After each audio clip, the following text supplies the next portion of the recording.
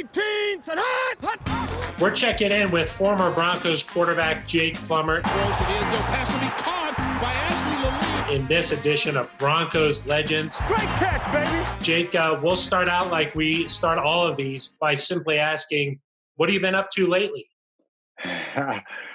Well, like everyone else, basically being creative and finding good ways to use my time. Hopefully most of us have realized, like, wow, we were really busy, busier than we probably had to be. Now you've got a chance to kind of dial that back. And hopefully you've been able to go internal and kind of think through some things and go, wow, I kind of like this moments where I just have nothing to do, no one to call. I can go outside and just get out and be free if you have that ability. If you're not locked in a big city like here in Boulder, we can go out on the paths and find some space. So for me, I've been doing that, and then also continuing to work, through Zoom meetings and all that is pretty handy. So with our playbook technology, we've been trying to reach a lot of coaches to inform them of the remote learning capabilities that we have. And then other than that, just enjoying my kids and family and taking care of stuff around the house. That's what I've been filling my time with. Yeah, that's one thing that we've heard from a lot of people. They've been enjoying this extra family time and just being able to, live a little bit. So glad to hear that you're doing well. Tell me a little bit more about this Ready List Sports. Yeah, we've been at it for about 5 years. Really, we have an excellent product. It's, top of the line playbook, digital playbook online for, utilizing multiple learning styles for your players. We've captured and created the most dynamic drawing tool for drawing plays that there is on the market to save coaches time and help them implement their playbooks, and then seamlessly through our app, push them out to their players so their players can study and take tests at the tail end of that are auto-generated.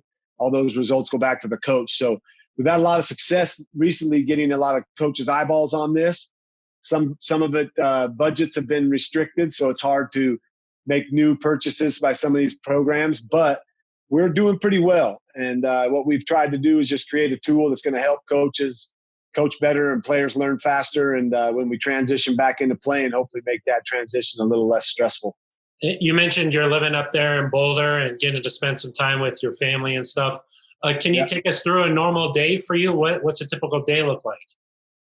Well, my typical day is different all the time. It all depends. With Zoom meetings and working from home, anything can come up anytime. So I usually like to try to schedule my days so that the mornings are pretty free. I can hang out, do my own little thing, which usually consists of, reading some sort of book about something new or even just, self-care or meditating, trying to get a little time to myself to just think through positive thoughts, to send out a lot of love right now to people all over the world, to what we're going through, to enjoy my children, to hang out with them for a little bit, maybe go on a bike ride, and then to get to work. Sometimes it's working out in the yard, just trimming trees and putting in new landscaping, or it could be, taking the kids out on a big hike up here in the Flatirons. My days are pretty blessed to have the days I have, being able to have some freedom along with scheduling the things I need to do to take care of work and stay up to speed with that. So that's about my typical day. And then I like to cook. So usually at night, if my wife isn't cooking, I'll get over and I'll go in there and try to create something yummy. And lately we've been doing a lot of, looking around outside in our yard and where we live and finding actually herbs that are growing right in our backyard, dandelion fritters. I made dandelion fritters, man. And people don't think that you would use that. Some people spray them with pesticides, but we let them grow and they're really healthy for you. And it was just fun to do something different and to show your kids, hey, the grocery store's closed down. There's food growing right here in your backyard. It's not a bad thing to know about. Obviously doing it with safety and knowing that, for sure what you can and cannot eat, but just little things like that, trying to expand on the knowledge in life and living it to the fullest. That's great. I mean, most people are just trying to make banana bread or something, but you're out there making dandelion fritters. I love it. Hey, banana bread's good, man. My son made some the other day. So keeping them, doing new things too, like teaching him how to bake. I mean, I would love it if my son wanted to be a chef. I'll be his guinea pig anytime. 3rd and 8 shotgun time. Plummer faces a 5-man rush. Steps, throws, deep ball for Lalee. Ashley is there. Lalee with the huge over-the-shoulder catch. Plummer plenty of time. Steps, throws, deep ball. Smith double covered. Rock goes over a Charger and makes the catch. Big-time play by a big-time player. Thinking back to your playing career, Jake, how would you describe the type of player that you were? Oh, man, I played with a lot of passion. I went out there every time to try to win. A lot of times that might have been, sometimes my biggest fault, but also my greatest attribute was that I believed that every play was a play we should make and make work. And sometimes, you got to sometimes just let the ball go out of bounds or give up on a play and know that you're going to have an opportunity later. But when I was in that moment, my passion would take over, my will to win and to want to succeed would take over. And sometimes I'd forget that, we had a 10-point lead and you're supposed to be careful with the ball. It was just my nature to be 100% immersed and going full speed and doing whatever I felt like, kind of losing myself to the moment and going after it. And that was pretty much me. I think a scrappy competitor that was going to fight and claw till the end. And all in all, throughout my career, all I wanted was to have a good career. And then as you progress out of your career, what I didn't know that I would appreciate as much as I do now is the respect you gain from not only your teammates, but from your opponents. So seeing a lot of former players I played against or with, it's fun to go back and to hear the things they say about you as a competitor to player.